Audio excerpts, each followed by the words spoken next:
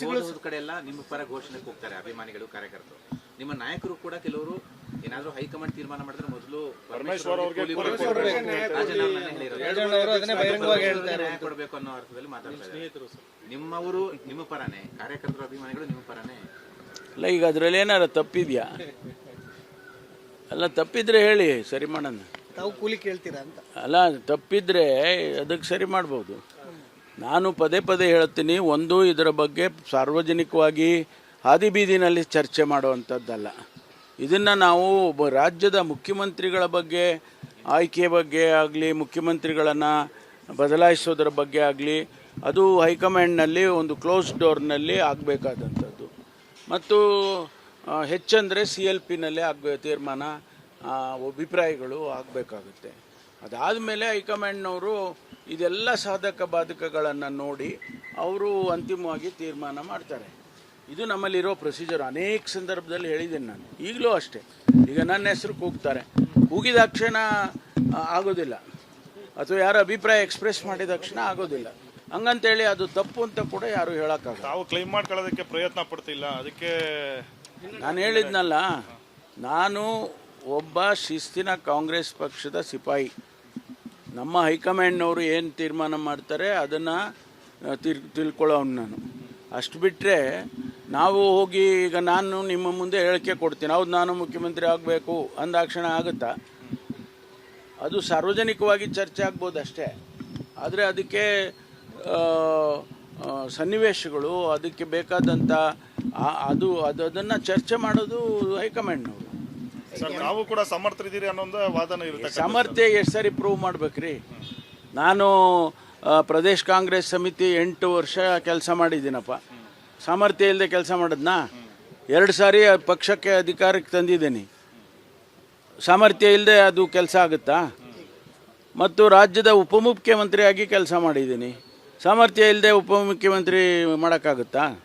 So ಸಾಮರ್ಥ್ಯ ಬಗ್ಗೆ ನನ್ನ ವಿಷಯದಲ್ಲಿ ಯಾರು ಕೂಡ ಪ್ರಶ್ನೆ ಮಾಡುವಂಥದ್ದಿಲ್ಲ. I have proved beyond doubt that I am capable. ಆದರೆ ಸನ್ನಿವೇಶಗಳು, ಅದನ್ನ ಪಕ್ಷದ ತೀರ್ಮಾನಗಳು ಆಗಬೇಕಷ್ಟೇ. ನೋಡಿ, ಭಾರತೀಯ ಜನತಾ ಪಾರ್ಟಿಯವರು ಅಧಿಕಾರದಲ್ಲಿದ್ದಾಗ ಅವರು ರೆಕ್ರೂಟ್ಮೆಂಟ್ ಮಾಡಲೇ ಇಲ್ಲ. ನಾವು ಇನಿಷಿಯಲಿ ಒಂದಷ್ಟು ರೆಕ್ರೂಟ್ಮೆಂಟ್ಸ್ ಎಲ್ಲ ಮಾಡಿದ್ದೇವೆ. ಈಗ ಇಂಟರ್ನಲ್ ರಿಸರ್ವೇಷನ್ನು ಅಂತೇಳಿ ಬಂದಂಥ ಸಂದರ್ಭದಲ್ಲಿ ಸುಪ್ರೀಂ ಕೋರ್ಟಿನ ಆದೇಶದ ಮೇಲೆ ಇಂಟರ್ನಲ್ ರಿಸರ್ವೇಷನ್ ಮಾಡೋದಕ್ಕೆ ಹಿಂದೆನೂ BJP ಸರ್ಕಾರದಲ್ಲೂ ಕೂಡ ಅವರು ಸದಾಶಿವ ಆಯೋಗನ ರಿಜೆಕ್ಟೇ ಮಾಡಿಬಿಟ್ರು. ನಾವು ಈಗ ಅದನ್ನು ಮಾಡಿ ರೆಕ್ರೂಟ್ಮೆಂಟನ್ನು ಕೂಡ ಪ್ರಾರಂಭ ಮಾಡಬೇಕು ಅನ್ನೋ ಅಷ್ಟರಲ್ಲಿ ಇನ್ನೂ ಗವರ್ನರ್ ಅವರು ಅದಕ್ಕೆ ಅಂಕಿತ ಹಾಕಿಲ್ಲ. ಅದಾದಮೇಲೆ ರೆಕ್ರೂಟ್ಮೆಂಟನ್ನು ನಾವು ಪ್ರಾರಂಭ ಮಾಡ್ತೀವಿ. ನಮ್ಮ ಇಲಾಖೆಯಲ್ಲಿ ಈಗಾಗಲೇ ನನಗೆ ಒಂದು 4,000 ಕಾನ್ಸ್ಟೇಬಲ್ಸಿಗೆ ರೆಕ್ರೂಟ್ ಮಾಡೋದಕ್ಕೆ ಪರ್ಮಿಷನ್ ಕೊಟ್ಟಿದ್ದಾರೆ. ಫೈನಾನ್ಸ್ ಡಿಪಾರ್ಟ್ಮೆಂಟ್ನವರು ಕ್ಲಿಯರ್ ಮಾಡಿದ್ದಾರೆ. ಒಟ್ಟು ನಮ್ಮ ಹತ್ರ 17,000 ವೇಕೆನ್ಸೀಸು, ಎಲ್ಲ ವರ್ಗದ ವೇಕೆನ್ಸೀಸ್ಗಳಿದ್ದಾವೆ. ಅದರಲ್ಲಿ ಕಾನ್ಸ್ಟೇಬ್ಯುಲರಿನಲ್ಲಿ ನಾವು ಒಂದು 9,000 10,000 ವೇಕೆನ್ಸೀಸು ಫಿಲಪ್ ಮಾಡಬೇಕು. ಅದಕ್ಕೀಗ ಪ್ರೋಸೆಸ್ ಪ್ರಾರಂಭ ಆಗಿದೆ. ಅದನ್ನು ನಾವು ನೋಟಿಫಿಕೇಷನ್ ಮಾಡಬೇಕು ಅನ್ನೋಷ್ಟರಲ್ಲಿ ಈ ಇಂಟರ್ನಲ್ ರಿಸರ್ವೇಷನ್ ಸಮಸ್ಯೆ ಬಂತು. ಅದನ್ನು ಆದಷ್ಟು ಬೇಗ ಸಾರ್ಟ್ ಔಟ್ ಮಾಡ್ತೀವಿ. ಸಬ್ ಇನ್ಸ್ಪೆಕ್ಟರ್ಗಳಿಲ್ಲ ಠಾಣೆಗಳಲ್ಲಿ ಅಂತ ಕುಮಾರಸ್ವಾಮಿ ಅವರು ಗಂಭೀರ ಆರೋಪ ಮಾಡಿದ್ದಾರೆ ಸರ್. ಇಲ್ಲ, ಅದು ಅವ್ರಿಗೂ ಗೊತ್ತಿರಬೇಕಲ್ಲ. PSI ಸ್ಕ್ಯಾಮ್ ಯಾವಾಗಾಯಿತು? PSI 545 ಜನರದ್ದು ಸ್ಕ್ಯಾಮ್ ಆಯಿತು. ಅದಾದಮೇಲೆ ಅದರ ಪ್ರಯುಕ್ತ 402 ಬಂದು ಅಪ್ರೂವಲ್ ಆಗಿ ಬಂದರೂ ಕೂಡ ಅದನ್ನು ಮಾಡೋಕ್ಕಾಗಲಿಲ್ಲ. ಸೊ ಇವೆರಡನ್ನೂ ಮಾಡಿದ್ದೀವಿ. ಈಗ ಇನ್ನೊಂದು 2 ತಿಂಗಳಿಗೆ 545 ಜನ ಸಬ್ ಇನ್ಸ್ಪೆಕ್ಟರ್ಸ್ಗಳು ಫೀಲ್ಡಿಗೆ ಬರ್ತಾರೆ. ಅವ್ರು ಆಗಲೇ ಟ್ರೈನಿಂಗಲ್ಲಿದ್ದಾರೆ. ಟ್ರೈನಿಂಗು ಮುಗಿಸ್ಕೊಂಡು ಈಗ ಅವ್ರನ್ನ ಸ್ಟೇಷನ್ಗಳಿಗೆ ಹಾಕ್ತಾಯಿದ್ದೀವಿ. ಅವ್ರಿಗೆ ಪೋಸ್ಟಿಂಗು ಕೊಟ್ಬಿಟ್ಟಿದೆ ಆಗಲೇ. ಅಂದರೆ ಯಾವ ಇದು ಏನೋ ರೇಂಜು ನಮ್ಮಲ್ಲಿ 7 ರೇಂಜ್ ಇದೆ. ಯಾವ್ಯಾವ ರೇಂಜಿಗೆ ಯಾರನ್ನ ಹಾಕಬೇಕು ಅಂತ ಈಗ ಆಗಲೇ ಹಾಕ್ಬಿಟ್ಟಿದ್ದೀವಿ. ಅವರು ಆ ರೇಂಜಿಗೆ ಹೋಗಬೇಕು. ಅವ್ರು ಒಂದು ಸಾರಿ ಆ ರೇಂಜಿಗೆ ರಿಪೋರ್ಟ್ ಆದಮೇಲೆ ಅಲ್ಲಿ ಯಾವ ಸ್ಟೇಷನ್ಗೆ ಅಂತ ಅವರು ಐಜಿಗಳು ಮಾಡ್ಕೊಳ್ತಾರೆ. 545 ಆಗಿದೆ. 402 ಈಗ ಅಂತಿಮ ಘಟ್ಟದಲ್ಲಿದ್ದಾರೆ ಟ್ರೈನಿಂಗಲ್ಲಿ. ಸೊ 900 ಜನ ಸಬ್ ಇನ್ಸ್ಪೆಕ್ಟರ್ಗಳು ಈಗ ರಿಪೋರ್ಟ್ ಆಗ್ತಾರೆ ಇನ್ನು 2-3 ತಿಂಗಳಲ್ಲಿ. ಅದಾದಮೇಲೆ ನೋಡೋಣ, ಆಮೇಲೆ ಇನ್ನೂ ವೇಕೆನ್ಸಿಗಳಿದ್ರೆ ಅದನ್ನು ಮಾಡ್ತೀವಿ. ಸರ್, ಸರ್ಕಾರ ಬಂದು 2.5 ವರ್ಷ ಆಗ್ತಾ ಬಂತು, ಇದುವರೆಗೂ ಒಂದು ರಿಕ್ರೂಟ್ಮೆಂಟ್ ನಡೀತಾ ಇಲ್ವಲ್ಲ ಸರ್? ಇಲ್ಲ, ನಮ್ದು ಆಯ್ತಲ್ಲ ರೀ, ನಮ್ಮ ಇಲಾಖೆಯಲ್ಲಿ ಕಾನ್ಸ್ಟೇಬಲ್ಸ್ ಎಲ್ಲ ಆಯ್ತಲ್ಲ. ನಮ್ಮ ಬೇರೆ ಇಲಾಖೆಗಳು ಮಾಡ್ತಾರೆ. ಅದೇ ಹೇಳಿದ್ನಲ್ಲ, ಈ ಕಾರಣಕ್ಕಾಗಿ ಹೋಲ್ಡ್ ಆಗಿತ್ತು. ಈಗ ಅದನ್ನು ಕ್ಲಿಯರ್ ಮಾಡಿದ ತಕ್ಷಣ ನೋಟಿಫಿಕೇಶನ್ಗಳು ಎಲ್ಲ ಇಲಾಖೆನವರು ಮಾಡ್ತಾರೆ. ಒಳ ಮೀಸಲಾತಿ ಗೊಂದಲ ಏನಾದರೂ ಇದಕ್ಕೆ ಕಾರಣವಾಗ್ತಿದೆಯಾ ಸರ್? ಇಲ್ಲ, ಒಳ ಮೀಸಲಾತಿದೆ ನಾ ಹೇಳಿದ್ದು. ಸುಪ್ರೀಂ ಕೋರ್ಟ್ ಡೈರೆಕ್ಷನ್ ಮೇಲೆ ನಾವು ಒಳ ಮೀಸಲಾತಿ ಮಾಡಿ ಅದನ್ನು ಸಂಪೂರ್ಣವಾಗಿ ಆ ಸಮಸ್ಯೆ ಬಗೆಹರಿಸಿದ ಮೇಲೆ ಈಗ ಅದು ಒಂದು ಹಂತಕ್ಕೆ ಬಂದಿದೆ.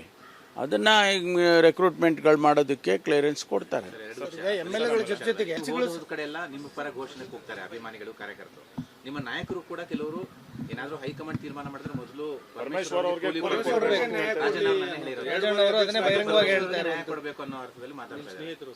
ನಿಮ್ಮವರು ನಿಮ್ಮ ಪರನೇ, ಕಾರ್ಯಕರ್ತರು ಅಭಿಮಾನಿಗಳು ನಿಮ್ಮ ಪರನೇ. ಅಲ್ಲ, ಈಗ ಅದರಲ್ಲಿ ಏನಾರ ತಪ್ಪಿದೆಯಾ? ಅಲ್ಲ, ತಪ್ಪಿದ್ರೆ ಹೇಳಿ, ಸರಿ ಮಾಡೋಣ. ತಾವು ಕೂಲಿ ಕೇಳ್ತೀರಾ ಅಂತ? ಅಲ್ಲ, ತಪ್ಪಿದ್ರೆ ಅದಕ್ಕೆ ಸರಿ ಮಾಡ್ಬೋದು.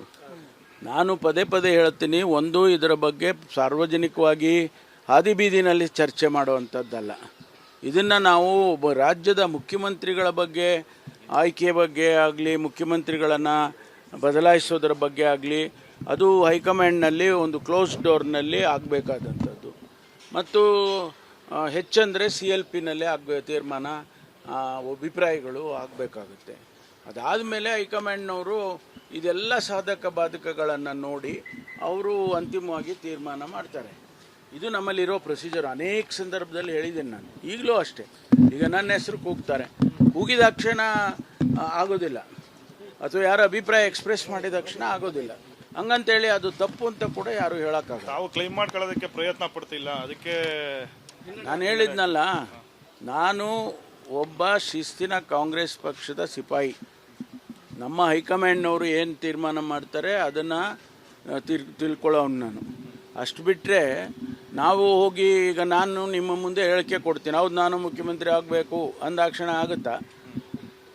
ಅದು ಸಾರ್ವಜನಿಕವಾಗಿ ಚರ್ಚೆ ಆಗ್ಬೋದು ಅಷ್ಟೇ. ಆದರೆ ಅದಕ್ಕೆ ಸನ್ನಿವೇಶಗಳು, ಅದಕ್ಕೆ ಬೇಕಾದಂಥ ಅದನ್ನು ಚರ್ಚೆ ಮಾಡೋದು ಹೈಕಮಾಂಡ್ನವರು. ಸರ್, ನಾವು ಕೂಡ ಸಮರ್ಥರಿದ್ದೀರಿ ಅನ್ನೋ ಒಂದು ವಾದನ ಇರುತ್ತೆ. ಸಾಮರ್ಥ್ಯ ಎಷ್ಟು ಸರಿ ಪ್ರೂವ್ ಮಾಡ್ಬೇಕ್ರಿ? ನಾನು ಪ್ರದೇಶ ಕಾಂಗ್ರೆಸ್ ಸಮಿತಿ 8 ವರ್ಷ ಕೆಲಸ ಮಾಡಿದ್ದೀನಪ್ಪ. ಸಾಮರ್ಥ್ಯ ಇಲ್ಲದೆ ಕೆಲಸ ಮಾಡಿದ್ನಾ? 2 ಸಾರಿ ಪಕ್ಷಕ್ಕೆ ಅಧಿಕಾರಕ್ಕೆ ತಂದಿದ್ದೀನಿ. ಸಾಮರ್ಥ್ಯ ಇಲ್ಲದೆ ಅದು ಕೆಲಸ ಆಗುತ್ತಾ? ಮತ್ತು ರಾಜ್ಯದ ಉಪಮುಖ್ಯಮಂತ್ರಿಯಾಗಿ ಕೆಲಸ ಮಾಡಿದ್ದೀನಿ. ಸಾಮರ್ಥ್ಯ ಇಲ್ಲದೆ ಉಪಮುಖ್ಯಮಂತ್ರಿ ಮಾಡೋಕ್ಕಾಗುತ್ತಾ? ಸೊ ಸಾಮರ್ಥ್ಯ ಬಗ್ಗೆ ನನ್ನ ವಿಷಯದಲ್ಲಿ ಯಾರು ಕೂಡ ಪ್ರಶ್ನೆ ಮಾಡುವಂಥದ್ದಿಲ್ಲ. I have proved beyond doubt that I am capable.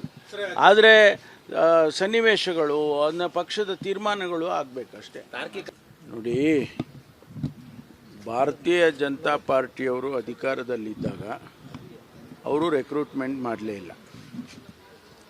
ನಾವು ಇನಿಷಿಯಲಿ ಒಂದಷ್ಟು ರೆಕ್ರೂಟ್ಮೆಂಟ್ಸ್ ಎಲ್ಲ ಮಾಡಿದ್ದೇವೆ.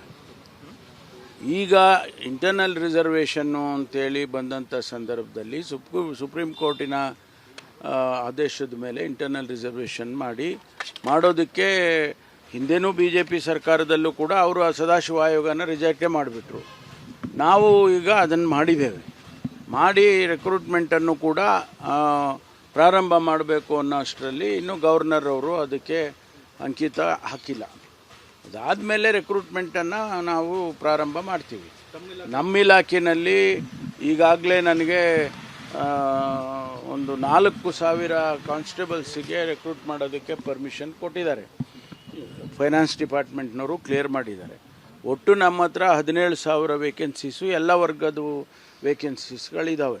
ಅದರಲ್ಲಿ ಕಾನ್ಸ್ಟೇಬ್ಯುಲರಿನಲ್ಲಿ ನಾವು ಒಂದು 9,000 10,000 ವೇಕೆನ್ಸೀಸು ಫಿಲಪ್ ಮಾಡಬೇಕು. ಅದಕ್ಕೀಗ ಪ್ರೋಸೆಸ್ ಪ್ರಾರಂಭ ಆಗಿದೆ.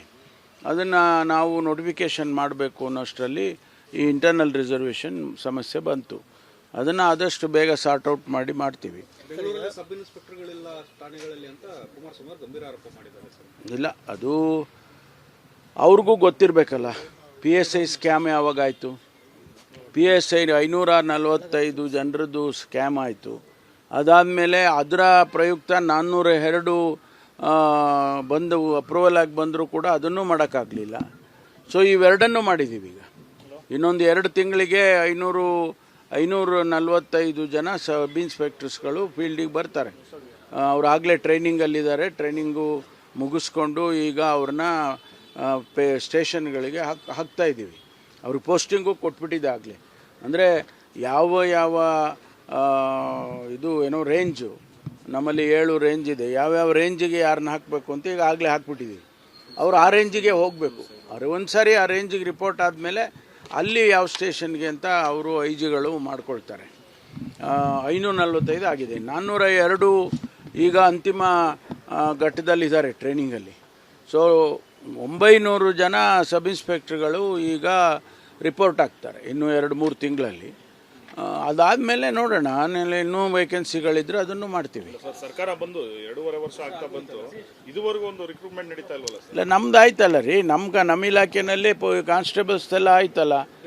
ನಮ್ಮ ಬೇರೆ ಇಲಾಖೆಗಳು ಮಾಡ್ತಾರೆ. ಅದೇ ಹೇಳಿದ್ನಲ್ಲ, ಈ ಕಾರಣಕ್ಕಾಗಿ ಹೋಲ್ಡ್ ಆಗಿತ್ತು. ಈಗ ಅದನ್ನು ಕ್ಲಿಯರ್ ಮಾಡಿದ ತಕ್ಷಣ ನೋಟಿಫಿಕೇಶನ್ಗಳು ಎಲ್ಲ ಇಲಾಖೆನವರು ಮಾಡ್ತಾರೆ. ಒಳ ಮೀಸಲಾತಿ ಗೊಂದಲ ಏನಾದರೂ ಇದಕ್ಕೆ ಕಾರಣವಾಗ್ತಿದೆಯಾ ಸರ್? ಇಲ್ಲ, ಒಳ ಮೀಸಲಾತಿ ಇದೆ. ನಾನು ಹೇಳಿದ್ದು ಸುಪ್ರೀಂ ಕೋರ್ಟ್ ಡೈರೆಕ್ಷನ್ ಮೇಲೆ ನಾವು ಒಳ ಮೀಸಲಾತಿ ಮಾಡಿ ಅದನ್ನು ಸಂಪೂರ್ಣವಾಗಿ ಆ ಸಮಸ್ಯೆ ಬಗೆಹರಿಸಿದ ಮೇಲೆ ಈಗ ಅದು ಒಂದು ಹಂತಕ್ಕೆ ಬಂದಿದೆ. ಅದನ್ನು ಈಗ ರೆಕ್ರೂಟ್ಮೆಂಟ್ಗಳು ಮಾಡೋದಕ್ಕೆ ಕ್ಲಿಯರೆನ್ಸ್ ಕೊಡ್ತಾರೆ. MLAಗಳ ಜೊತೆಗೆ